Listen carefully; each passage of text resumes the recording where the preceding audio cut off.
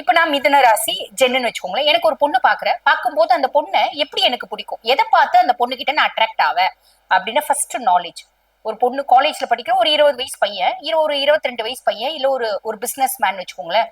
அவங்க கிட்டே ஒரு பொண்ணு வேலைக்கு வருது. பொண்ணு வந்து இன்டர்வியூ அட்டன் பண்ணும்போது ரொம்ப ஸ்மார்ட்டா, இன்டெலிஜென்ட்டா, ரொம்ப சாமிங்கா, ரொம்ப ஜீனியஸா பதில் சொல்லுதுன்னு வச்சுக்கோங்களேன். அந்த பொண்ணு அழகா இருக்கா, அழகு இல்லையா, அதெல்லாம் ஃபர்ஸ்ட் பார்க்க மாட்டாங்க. அந்த பொண்ணு மைண்ட், அந்த நாலேஜும் சிங்க் ஆகும், புத்திசாலித்தனமும் சிங்க் ஆகும் அப்படின்னு அர்த்தம். சரி, புத்திசாலித்தனம் மட்டும் இருந்தா போதுமா, பொண்ணு ரொம்ப பார்க்கறதுக்கு கேவலமா இருந்தா பரவாயில்லையா அப்படின்னா அதெல்லாம் கிடையாதுங்க, அதெல்லாம் கிடையாது. மிதுனத்துக்கு எல்லாமே வேண்டும். ஃபர்ஸ்ட் பிடிக்கிறது புத்திசாலியா இருந்தா மட்டும்தான் ஃபர்ஸ்ட் பிடிக்கும். சோ ஃபர்ஸ்ட் புத்திசாலித்தனம் அப்படின்றது வேண்டும். ரெண்டாவது அழகு அப்படின்றது வேண்டும்.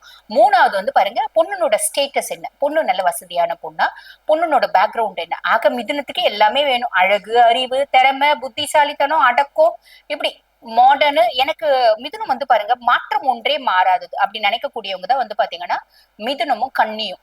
அப்ப இப்ப வந்து பொண்ணுன்னா புடவை கட்டின்னு தான் இருக்கணும் அப்படி எல்லாம் கிடையாது. புடவை போட்டுருக்கலாம், நல்ல அழகான வந்து பாத்தீங்கன்னா சல்வார் போட்டுருக்கலாம், நல்ல ஜீன்ஸ் போட்டுக்கலாம், நல்ல வெஸ்டர்னைஸ்ட் ஆகலாம், முடிக்கு நல்ல கலரிங் கொடுத்துக்கலாம், ரொம்ப அட்ராக்டிவா, ரொம்ப நல்ல ஹார்ஷா லிப்ஸ்டிக் போட்டுக்கலாம், ரேஷா லிப்ஸ்டிக் போட்டுக்கலாம், எல்லாமே பிடிக்கும் அப்படின்னு சொல்லலாம்.